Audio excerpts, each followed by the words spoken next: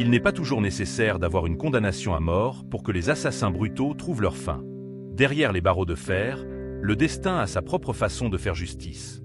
Du puissant chef du crime qui a eu les yeux arrachés après avoir été battu avec un cadenas dans une chaussette, jusqu'au tueur en série qui a reçu 47 coups de couteau dans sa cellule, la loi des prisons ne pardonne à personne. Préparez-vous à découvrir des histoires effrayantes de criminels qui ont semé la terreur dans les rues, mais ont fini par goûter à leur propre poison.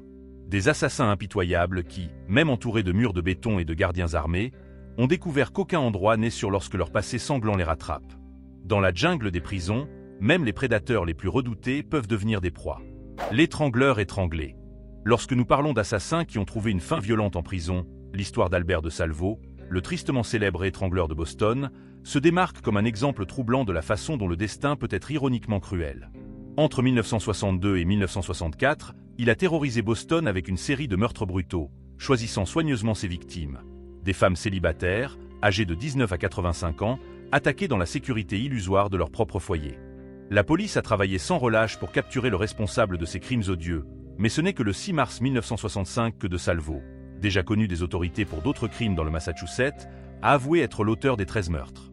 Chacune de ces victimes avait été non seulement violée, mais étranglée avec des cordes, des bas et des cordons, une signature macabre qui deviendrait sa marque de fabrique. Curieusement, en raison du manque de preuves physiques à l'époque, De Salvo n'a pas été condamné pour les meurtres, mais a finalement reçu la prison à perpétuité en 1967 pour une série de viols non liés. Ce n'est qu'en 2013, des décennies après sa mort, que la science moderne a finalement confirmé sa culpabilité grâce à l'analyse d'ADN trouvée sur sa dernière victime connue, Mary Sullivan. Mais le destin réservait un sombre revirement à l'étrangleur. Le 25 novembre 1973, dans la prison de haute sécurité de Walpole, De Salvo a trouvé sa fin de manière violente. À l'infirmerie de la prison, lieu qui devait servir à la guérison, il a été brutalement poignardé. Robert Wilson, supposément membre du redouté gang Winter Hill, a été accusé du meurtre, bien qu'il n'ait jamais été condamné en raison d'un jury divisé. Le motif du meurtre, révélé ultérieurement par l'avocat de Salvo, ajoute une couche d'ironie à sa mort. Il vendait des amphétamines à des prix plus bas que ceux établis par le syndicat du crime à l'intérieur de la prison. L'homme qui avait autrefois semé la terreur dans les rues de Boston a fini par être tué non pas pour ses crimes odieux, mais pour avoir enfreint les règles du monde souterrain carcéral. Si vous aimez la vidéo, n'oubliez pas de laisser votre like et de vous abonner à la chaîne. La dernière danse du joueur de flûte, du désert à la mort en prison. Dans une histoire qui semble sortie d'un film d'horreur, Charles Schmidt Jr. Connu comme le joueur de flûte de Tucson, se distinguait non seulement par ses crimes brutaux, mais par son apparence bizarre et théâtrale. Avec une taille d'1,80 m, il compensait sa stature en utilisant des bottes de cow-boy bourrées de chiffon, se teignait les cheveux en noir et, dans une touche macabre de vanité, dessinait une verrue sur son visage pour paraître plus menaçant, un masque qui cachait un monstre bien plus terrible. En 1964, Schmidt a commencé sa série de meurtres avec un crime qui révélerait sa nature véritablement perturbante. Sa première victime, Aline Rowe, âgée de seulement 15 ans, a été choisie pour la raison la plus froide possible. Il voulait simplement savoir quelle était la sensation de tuer quelqu'un. Avec l'aide de sa petite amie Mary French, âgée de 18 ans, et de son ami John Saunders, il a attiré la jeune fille dans le désert, où il l'a violée, assassinée et enterrée dans une tombe peu profonde. La terreur a continué en août 1965, lorsque Schmidt a décidé de faire taire pour toujours les sœurs Fritz. D'abord, il a assassiné Gretchen, âgée de 17 ans, qui avait une relation secrète avec lui. Ensuite, pour éviter d'être découvert, il a tué la sœur cadette, Wendy, âgée de seulement 13 ans. Une fois de plus, le désert est devenu complice de ses crimes odieux. En 1966, Schmidt a été jugé et condamné à mort, une peine ultérieurement commuée en 50 ans de prison. Mais le destin avait d'autres plans pour le joueur de flûte de Tucson. Le 20 mars 1975, dans l'enceinte de la prison, Schmidt a trouvé sa fin de manière brutale. Il a été poignardé 47 fois par 2 codétenus. La violence de l'attaque fut telle qu'il a perdu un œil et un rein, résistant pendant 10 jours avant de succomber à ses blessures le 30 mars. L'étrangleur devenu victime, la fin de Leroy Martin. Entre 1967 et 1968, Leroy Martin, l'étrangleur de Gaffney, a terrorisé le comté de Cherokee avec une série de meurtres brutaux. Sa soif de notoriété l'a conduit à appeler un journal local pour confesser ses crimes, disant que parfois il n'y a pas de nouvelles et les gens doivent faire des choses pour faire la une. Après sa capture, Martin a reçu 4 peines consécutives de prison à perpétuité, échappant à la peine de mort en raison de questions procédurales. En prison, il a confessé à sa mère qu'il possédait une moitié violente qui contrôlait ses actions. Ironiquement, L'homme qui avait étranglé tant de victimes innocentes a trouvé sa propre fin violente le 31 mai 1972, lorsqu'il a été poignardé à mort par Kenneth Rumsey, un codétenu. Rumsey, après avoir assassiné Martin, s'est pendu dans sa propre cellule, mettant fin de manière dramatique au chapitre final de l'étrangleur de Gaffney. L'ange de la mort. Donald Harvey, connu comme l'ange de la mort, a apporté la terreur là où les gens cherchaient la guérison. Entre 1970 et 1987, cet aide-soignant a transformé les hôpitaux de l'Ohio et du Kentucky en sa zone de chasse particulière, confessant avoir assassiné 87 personnes, bien qu'il ait été officiellement condamné pour 37 morts. À seulement 18 ans, Harvey a commencé sa vague d'assassinats à l'hôpital Mary Moon. Son arsenal était varié, de l'arsenic et du cyanure dans les aliments aux injections létales, en passant par la suffocation et la contamination des fluides intraveineux avec l'hépatite B. Il est allé jusqu'à provoquer des péritonites en insérant des cintres dans les cathéters. Cyniquement, il prétendait qu'il mettait fin à la souffrance des gens. Sa capture a eu lieu en mars 1987, après une erreur fatale. L'odeur de cyanure détectée lors de l'autopsie de John Powell l'a dénoncé. Une perquisition à son domicile a révélé un arsenal mortel. 11 armes, 13 couteaux et des histoires macabres écrites par lui-même. En août de la même année, Harvey a été condamné à 3 peines de prison à perpétuité. L'ange de la mort a trouvé sa propre fin le 28 mars 2017, lorsqu'il a été brutalement battu dans sa cellule par James Elliott, un codétenu. 2 jours plus tard, le 30 mars, Harvey a succombé aux blessures causées par un traumatisme crânien. L'homme qui disait pratiquer la miséricorde par le meurtre n'a pas trouvé de miséricorde dans ses derniers moments en prison. La chute du roi du crime, la fin brutale de Whitey Bulger. James Whitey Bulger, le chef impitoyable du gang Winter Hill, a dominé les bas-fonds de Boston pendant des décennies.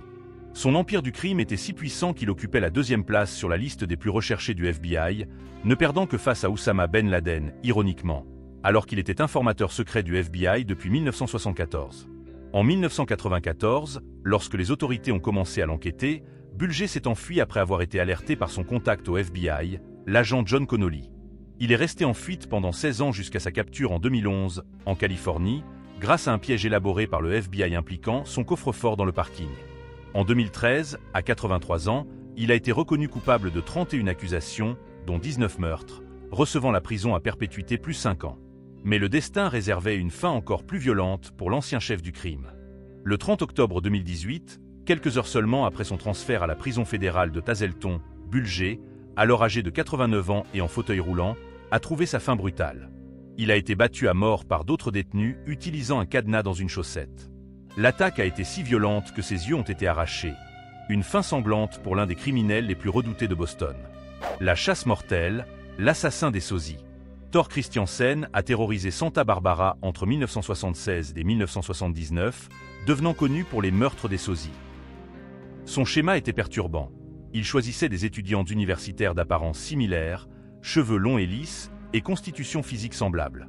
Sa trace de mort a commencé avec Jacqueline Rook et Marie Sis, suivie de Patricia Linin, toutes âgées de 21 ans, toutes tuées d'une balle dans la tête. Sa capture n'est survenue qu'en 1979, lorsque Lydia Preston a survécu à une balle dans l'oreille et l'a identifiée plus tard dans un bar. Initialement, il a plaidé la folie, mais a été condamné en 1980 pour les meurtres à Santa Monica et Santa Barbara.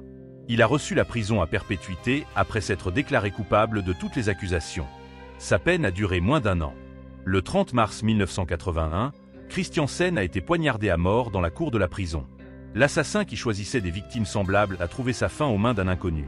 Son meurtrier n'a jamais été identifié, laissant un mystère final dans son histoire sanglante. Le shérif assassin. Gérard John Chaffee, un ancien shérif adjoint du comté de Martin, a prouvé que parfois le monstre porte un badge. Décrit par le procureur comme la personne la plus sexuellement déviante qu'il ait jamais rencontrée, Chaffee a fait paraître Ted Bundy comme un boy scout. Sa chute a commencé en 1972, lorsqu'il a kidnappé Carol Wells et Nancy Trotté sous un faux prétexte policier. Un appel radio a interrompu ses plans et les victimes se sont échappées. Même après avoir été arrêté et licencié, 2 mois plus tard, il a enlevé et assassiné Suzanne Place et Georgia Jessup. Une perquisition à son domicile a révélé un arsenal macabre. 11 armes, 13 couteaux, des histoires détaillant des meurtres et une collection troublante de trophées, bijoux, vêtements et même dents humaines de femmes disparues. Bien que soupçonné d'avoir tué jusqu'à 30 femmes, il n'a été condamné que pour les meurtres de Place et Jessup, recevant la prison à perpétuité. Le 3 décembre 1995, Chaffee a trouvé sa fin brutale en prison. Vincent Rivera, un prisonnier purgeant une peine pour double homicide, l'a poignardé plus de 40 fois. L'attaque a été particulièrement violente. Gorge tranchée, œil droit détruit et côte fracturée. Le motif? Chaffee était considéré comme un informateur. Et en prison, les délateurs paient de leur vie. Le cannibale de Milwaukee, le monstrueux Jeffrey Dahmer. De 1978 à 1991, Jeffrey Dahmer est apparu comme l'un des tueurs en série les plus perturbants de l'histoire américaine. Sa première victime fut Stephen Hicks, âgé de 18 ans, assassiné dans la maison familiale des Dahmer dans l'Ohio. Après cela, une pause de presque une décennie s'est écoulée avant que ses instincts meurtriers ne ressurgissent à Milwaukee en 1987. Durant le procès, en 1992, les tensions raciales se sont intensifiées, car la majorité de ses victimes étaient noires. Malgré sa plaidoirie d'aliénation mentale, Dahmer a été jugé sain d'esprit et a reçu 15 peines consécutives de prison à perpétuité, avec une 16e ajoutée ultérieurement. Sa fin est venue le 28 novembre 1994, des mains de Christopher Scarvey, un autre détenu. Pendant une visite aux douches, Scarvey a attaqué Dahmer avec une barre de métal. Prétendant souffrir de schizophrénie, Scarvey a déclaré que Dieu lui avait ordonné de le faire. Plus tard, en 2015, il a révélé au New York Post que les habitudes perturbantes de Dahmer en prison, comme le fait de modeler sa nourriture pour ressembler à des parties du corps humain, avaient également motivé l'attaque. Dahmer est mort environ 1 heure après l'attaque brutale. Une fin violente pour l'un des assassins les plus notoires de l'histoire américaine. L'assassin des aires de repos. Donald Leroy Evans est apparu sur le radar du FBI en 1991 avec une confession choquante. Il a affirmé avoir assassiné plus de 70 personnes dans 21 États différents. Si ces allégations étaient vraies, il serait le tueur en série le plus prolifique de l'histoire américaine. Sa stratégie était d'attaquer dans les aires de repos et les parcs publics, des lieux notoires pour les disparitions mystérieuses. Sa capture est survenue après un crime particulièrement cruel. Le 1er août 1991, Evans a enlevé une fillette de 10 ans d'un parc du Mississippi. Ce qui a suivi fut une journée entière d'horreur. Comme l'a témoigné le médecin légiste pendant le procès, la fillette est restée consciente et a ressenti la douleur pendant toute l'agression, avant d'être finalement étranglée à mort. Evans a été arrêté 4 jours plus tard dans le Colorado. Durant son procès en 1993, Evans a démontré un sang-froid troublant.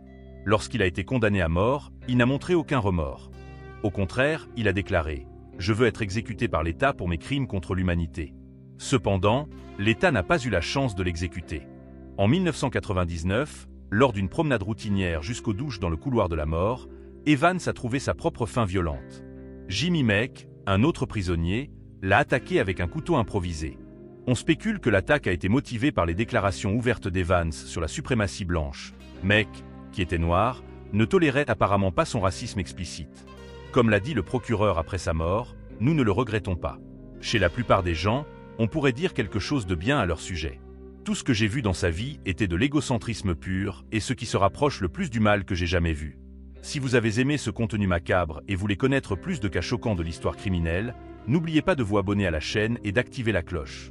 Laissez votre j'aime et dites-nous dans les commentaires quelle histoire vous a le plus marqué. On se retrouve dans la prochaine vidéo avec plus de cas qui vont vous laisser bouche bée.